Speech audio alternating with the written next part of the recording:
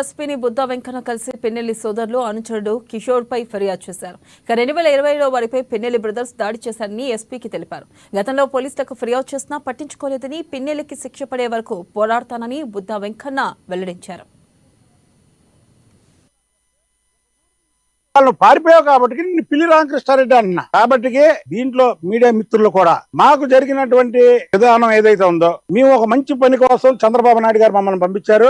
ఆ మంచి పని చేయడం కోసం వచ్చాను తప్ప అసలు నామినేషన్ దగ్గర ఉండి వేయడం కోసం కూడా కాదు. కంప్లైంట్ ఇవ్వడానికి వస్తే ఒక ఊరు నుంచి ఇంకొక ఊరు ఎవరన్నా నాయకులు వస్తే ఏంటంటే స్వాగతించాలి. లేదు నిజంగా మాకు వేరే వాళ్ళ వల్ల ఆపదొస్తే అక్కడ ఉన్నటువంటి నాయకులు మమ్మల్ని రక్షించాలి. అరే నియోజకవర్గానికి కాపలాగా ఉండాల్సినటువంటి ఈ పిల్లి రామకృష్ణారెడ్డి మమ్మల్ని చంపితే మున్సిపల్ చైర్మన్ పదవిస్తానని ఏలం పాట పాడాడంటే ఇలాంటి వ్యక్తులు ప్రజాస్వామ్యంలో ప్రజల మధ్య తిరగడానికి అర్హులు కాదు. కాబట్టి నేను రాజీ లేని పోరాటం చేస్తా ఈ కేసు మీద మాత్రం. ఈ కేసులో నేను పెట్టినటువంటి కంప్లైంట్ గానీ, ఆ రోజు మా మీద దాడి చేసినటువంటి విజువల్స్ గానీ అన్ని ఉన్నాయి, సాక్ష్యాధారాలతో సహా. అదేదయ్యా మీరు ఒక్కసారి చూడండి సార్.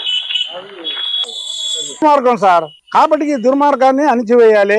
కాబట్టి నేను లాస్ట్ గా చెప్పేది ఏంటంటే, ఏదో కేసు పెట్టాం, తూతూ మంత్రంగా అతను అరెస్ట్ చేశారు, వదిలేశారు, తర్వాత మళ్ళీ బెయిల్ మీద వచ్చాడు అనేది కాకుండా ఈ కేసులో నేను చివరి దాకా కూడా రాజీ లేని పోరాటం చేసి ఈ కేసులో పిల్లి రామకృష్ణారెడ్డికి, తురకా కిషోర్ కి, ఆ దాడిలో పాల్గొన్నటువంటి వ్యక్తులకి శిక్షలు పడేదాకా కూడా రాజీ లేని పోరాటం చేస్తాం.